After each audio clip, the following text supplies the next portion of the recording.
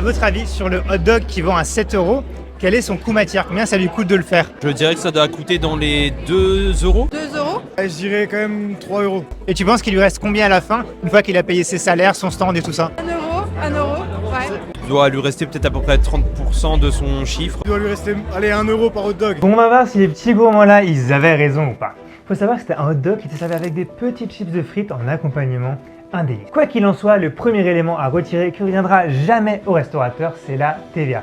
Ici, on sera à 10%, donc on peut déjà retirer 64 centimes. Ensuite, au niveau du coût matière, nos petits gourmands, ils étaient plutôt bons. En effet, avec un sourcing de qualité, on sera autour de 30%, soit avec l'emballage 2 euros à retirer. Donc là, sur les 7 euros, il lui reste déjà plus que 4,36 euros et il a encore 2 gros postes de dépenses. Sur cet événement, le stand coûte 900 euros pour le week-end.